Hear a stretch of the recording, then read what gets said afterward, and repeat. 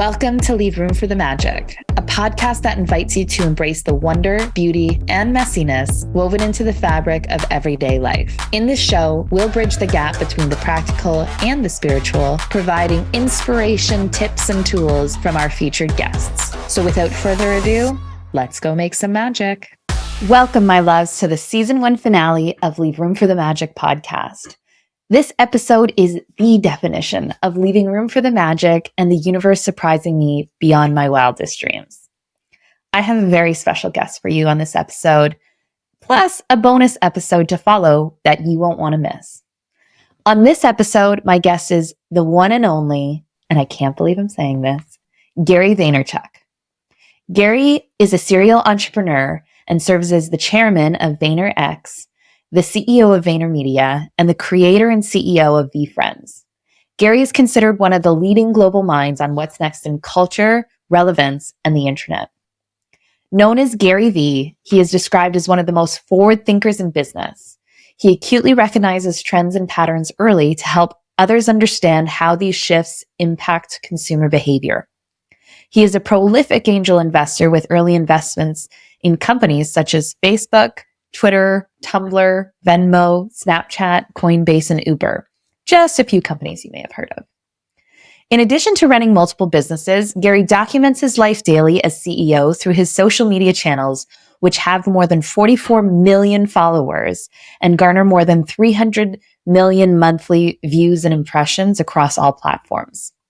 His podcast, The GaryVee Audio Experience, ranks among the top podcasts globally. He is a 5 times New York Times bestselling author and one of the most highly sought after public speakers. He has another book coming out in 2024, and I will put a link for that in the show notes. Social media is where I first learned about GaryVee, and I have been following his journey for about 8 years now. You've heard me reference many times throughout this season that I have dreamed of having a podcast for over 7 years, and I have had a list of dream guests for just as long. And Gary has had a firm place at the top of that list for all of those years. And now that dream has become a reality. After you've listened to this episode, be sure to check out my bonus episode with my dear friend and previous colleague, Marissa Hoffland, where we recount the magical story of synchronicity and practical steps of courage and audacity that led to Gary Vaynerchuk being a finale guest for my very first season of this podcast. Now, without further ado, Gary, welcome to Leave Room for the Magic podcast. It is very surreal and fantastic to have you here today. I'm thrilled to be doing it. Likewise. Well, I cannot say thank you enough for saying yes to my audacious ask when I met you at the Shangri-La in Toronto. You're a true hero of mine. I've been following you for a long time, and it's a pleasure to have you here. Happy to be here. Thank you so much. And this goes back to, you always have to ask, like us bumping into each other when I was having a business meeting in Toronto, you being in the hall, working, running up to me. I'm in an incredible place in my career where this is happening often, right? I'm so flattered, I'm humbled. And because I'm so flattered and humbled, I still want to leave room to do this in a world where and I know that I'm 5 minutes late, so this will be 15 minutes, in a world where I'm still behind on 3 of the biggest meetings I could have for 15 minutes. My admins always ask me, why are we doing this? Yeah. And they're coming from a good place. And I'm starting with this because I want everybody to hear this for 5 different reasons. It's because I loved the game of entrepreneurship and people building. You're in a place now that I've been in. And I know me being on here changes the course of this podcast. I know in my mind consciously that you'll now be able to say that I've been on the show and you will book better guests. And your journey is now different. That's humbling to me. And I need to keep, and everybody listening, if you're lucky enough to be further along in your journey, you need to keep having capacity to leave people deposits of good. This is a deposit of good. Yeah. And listen, for everybody who's listening, and there's been thousands of you that ran up to me and said, and I said, no, I'm sorry, I just don't want to promise or underdeliver. Or even worse, I've said yes, but got lost in my inbox. Or, when I changed admins, they lost some, there's plenty of times I've said yes to something as audacious as your request and it didn't happen. Yeah. And that sucks. And I'm trying to get better at that. But more often than not, I've learned how to be humbly real and say, hey, I just can't, Karlee. I apologize, but good luck. Yes. But I'm pumped that when I said yes to you, that we're here now and I'm excited to do this. And I hope people learn 2 things from that little mini story that we started with. 1, always ask. Yes. Many of you have seen me and you've been so sweet. You know how busy I am, so you haven't even asked. Let me decide if I can or can't. Like, it's okay if you ask nicely like you did. Yes, nicely. And, and 1 out of every 100 times I say yes. And 1 out of every 10 times that I say yes, it gets fully done because it doesn't get lost. Yeah. And here we go. And then for everybody else who's lucky enough to be a little further along, keep giving back. I just put out a video of me buying a lemonade for $20 because I grew up doing lemonade, and somebody in 1985 stopped and gave me $10, and I'll never forget it. Here I am as a 47-year-old man, 40 years later, telling you a story of a biker. I can literally see him driving down Tingley Lane, stopping and giving us $10 to fill up his lemonade, his bike bottle. And it changed my life, maybe. Maybe it got me even more happy or addicted or believing in my entrepreneurial journey. So I know I'm talking a lot, but I want to tell that story because in the story of how we even got here, there's two massive layers and levers to pull. One, always ask nicely. And two, always give back to the game that got you there. Wonderful. Well, thank you. My colleague who was sitting there with me today, I've actually recorded the story of the synchronicity of running into you and stuff like that. So that's going to be after your interview. So I hope people stay on and listen to that because it's a fun, magical one for me. And it's magical to have you there here today. And actually, I'd love to start with that question because one of the things that really struck me as somebody, who's flying around doing all these business meetings, running multiple companies, you're very present with everybody that you come across because I witnessed you interacting with a colleague of mine as we were leaving a conference. How do you develop, how do you get prepared at the beginning of the day to develop that kind of presence that you can have that attention with people? I don't know if it's a beginning of the day thing. I think it's a, every second of the day thing, which is, I'm aware that my communication style doesn't necessarily represent humility. I speak with heavy conviction. I'm competitive. I'm ambitious. These are all things that, may elude if you're not paying close attention. And I don't expect anyone to pay close attention to me. Everyone's busy. They don't need to be worried about me. But the hardest thing to see for everybody who consumes me on the internet is the humility. Right. Like Julian's filming me right now, right? We were at the airport in Utah this weekend, actually Saturday. And we had like a few minutes to talk in the airport, and we're kind of talking about, he brought up like, something wild happened actually. And like the way I handled it, I'm proud of. It was like a very weird sitch. And I would say it was acceptable, if not expected, for me to handle it differently. And I handled it with grace, calmness, empathy for the person that made the massive mistake. And we had this nice moment. We were walking and he kind of talked about some of his friends in his world who aren't into entrepreneurship, don't really know me outside of like, I'm pretty omnipresent at this point. If you're into social media, you've seen me and, they're surprised and intrigued by the things he says. Others on my team, they know me because they see me behind the scenes.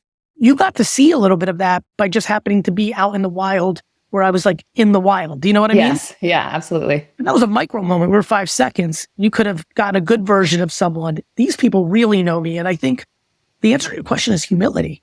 Why am I present? Because I don't think I'm better than you when you and I interact. I like that. I think I understand why people want to interact with me. Yeah. But that even humbles me more. And so I think humility is imperative. I think genuine curiosity. I'm curious.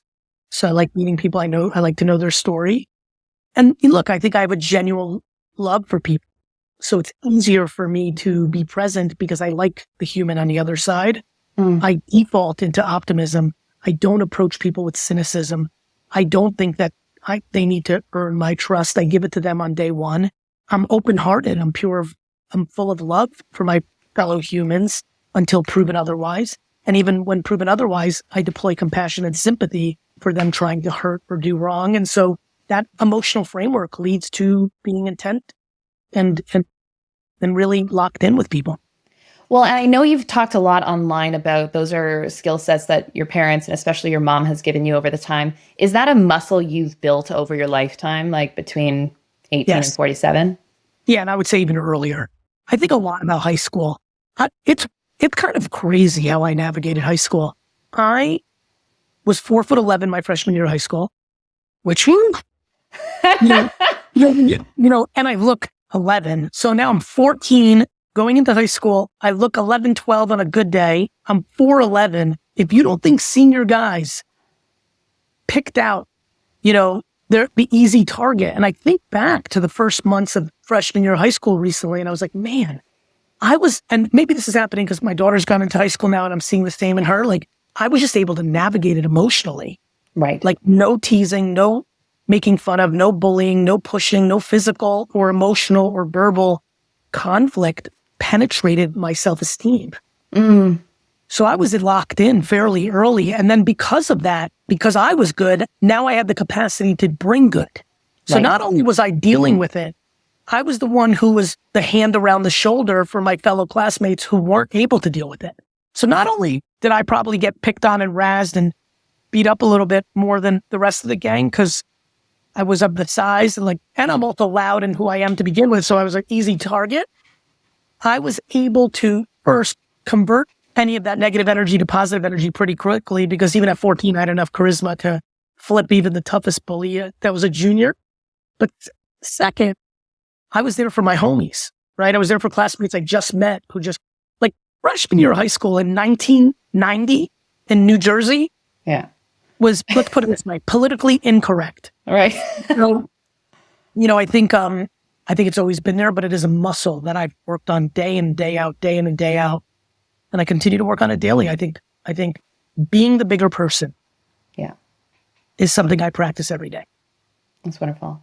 I'm going to shift gears here a little bit, Gary. One of the questions I had for you coming into this, you've talked online about your intuition being like the brain in your stomach.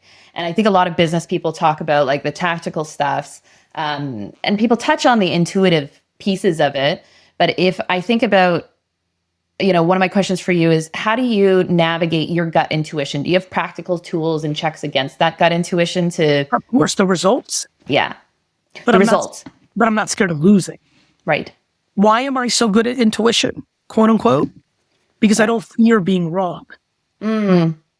See what's happening there? I love how you reacted. Got it? There's two things going on. It's not that I'm more intuitive than everyone. It's that I'm willing to risk it on my intuition, because if I'm wrong, two things happened. I lost and I learned. And I get ridiculed or judged, but I don't care. Right. And I don't care because I'm audacious. I don't care because I'm empathetic that one's judgment on my business decision, if I failed, is no different than me being frustrated with the New York Jets. They're allowed. Right. They're allowed. Yeah. Is there a gap between you acting on your intuition, or do you typically at this stage just kind of flow with it? Have you ever had it? I guess conversely, have you ever had a time where you went against your intuition and kind of learned from that as well? Of course. Yeah.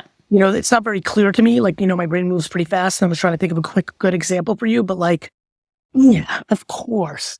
Normally, when I'm being overly hopeful, I'm uncomfortably optimistic, and I think I've had to become more and more practically optimistic through the years. I'm very good at taking the stray dog home, only to then get bit and have a disease. I'm I always used to tell my girls that were my friends that weren't my girlfriends. I used to always in college and high school and post-college tell them that oh, thank God I'm not a girl. I would have only dated bad boys because I love a good fixing. I'd really find the most completely broken dude and try to fix him. You know what I mean? That cliche. I've definitely done a poor job hiring through the years because I'm doing a form of charity more than I'm doing a form of business. These are things I've had to get better at. Yeah, I've heard you talk about your superpower being empathy before. And I think a lot of empathetic people fall into that pattern of fixing and thinking they can do more with somebody, especially in a relationship sense than they can. 100%. And that's okay too. I don't mind all those losses. I'd do it again. You gave somebody a try. You went for optimism. You went for love. You went for hope. But, there's consequences to making bad decisions. And if you're I think I'm better at recognizing whom to make those jumps with. And I think there's a level of humility that wasn't in that. I felt so over the top emotionally strong that there was probably a part of me that thought I could fix anyone. And I think now I'm learning at what cost and now I look at it as to the cost of whom. Right. The thing that's happening in my career is I'm now worried about the top 20% of my organization not getting the financial, emotional, and all the other value they can get from me and my companies because I'm spending too much time enabling and entitling the bottom 20%. Yeah. And that's been a new reconciling that I have to do in my own body. Yeah. Along similar lines to that, I know you've got this big life goal of owning the jets. I mean, it's in your bio.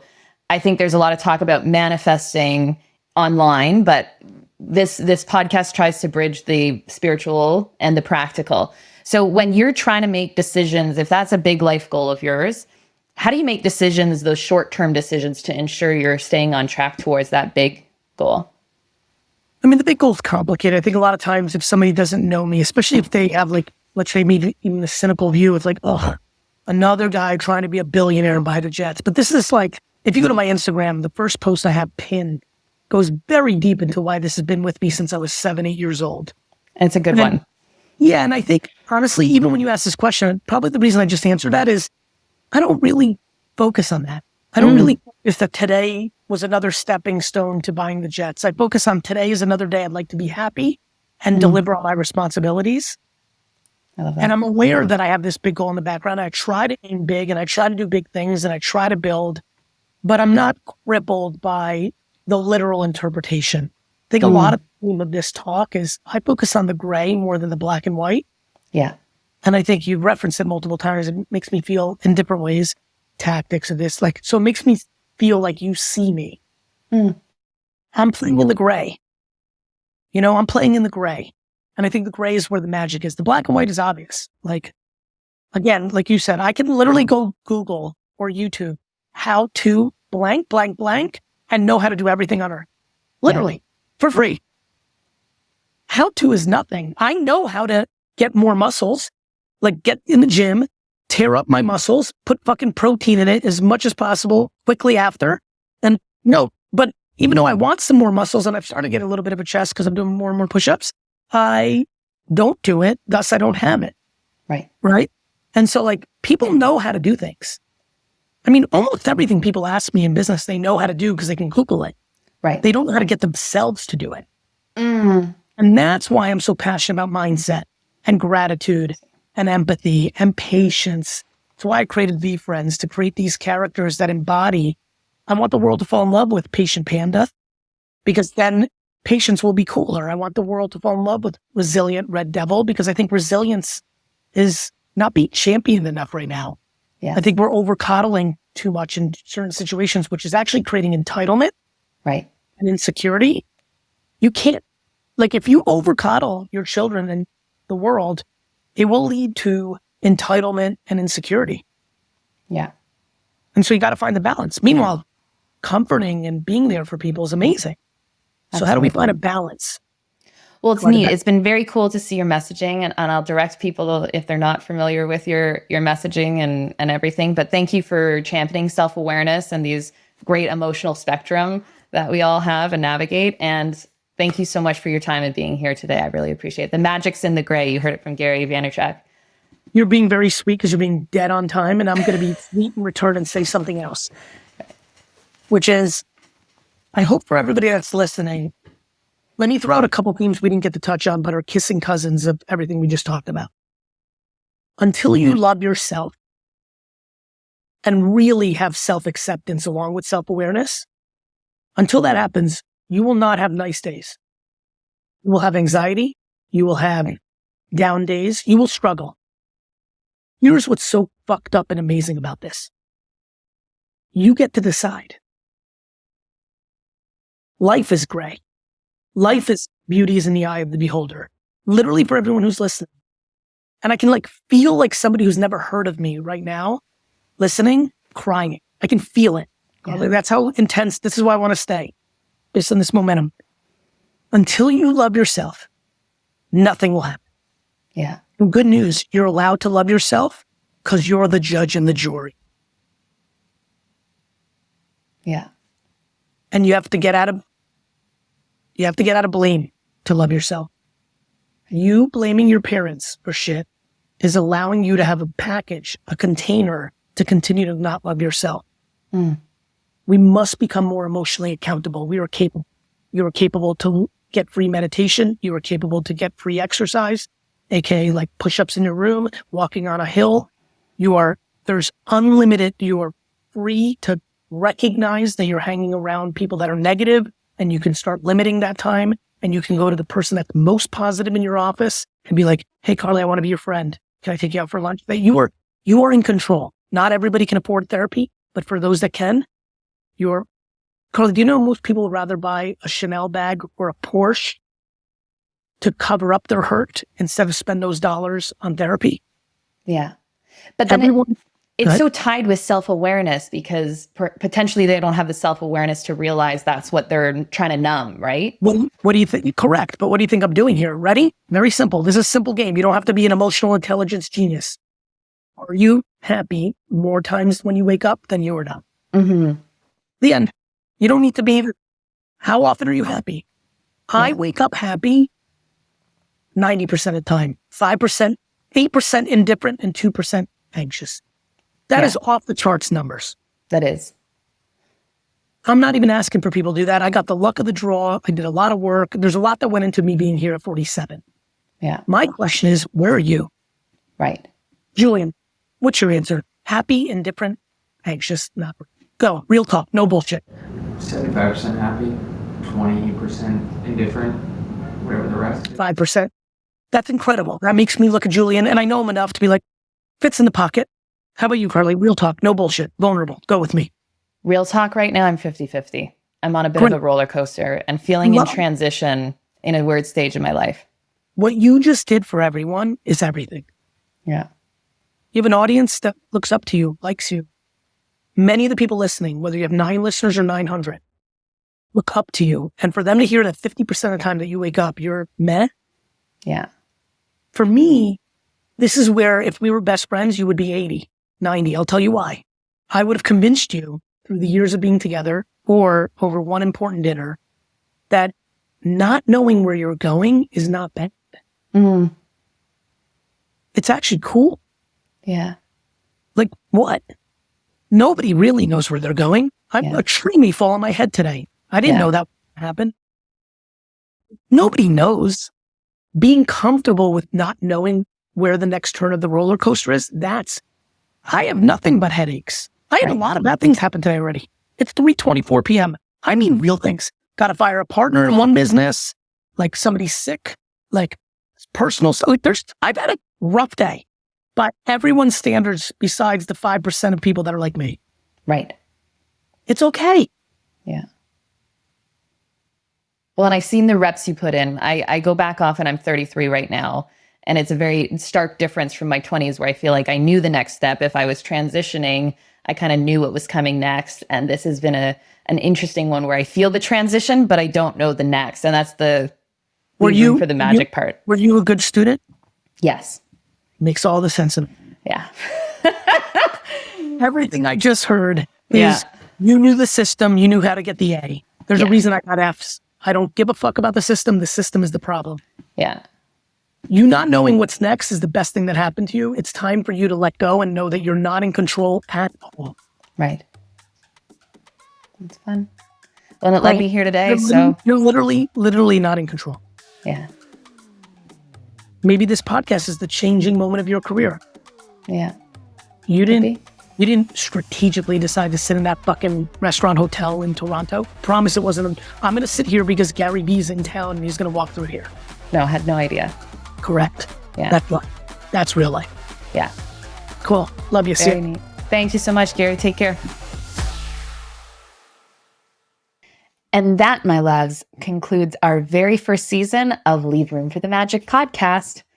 As you know, I love to end each episode with a story of synchronicity. So don't forget to tune into my bonus episode with Marissa Hoffland, where we recount the ultimate story of synchronicity, definitely of my year, if not my life, of how Gary Vaynerchuk came to be a guest on this episode. Thank you so much for listening to this whole season. It has been such a pleasure to create this podcast and get the feedback from my audience and hear your stories of synchronicity. I absolutely love hearing stories of synchronicity and feel like the more that we share them, the more we see them in our lives.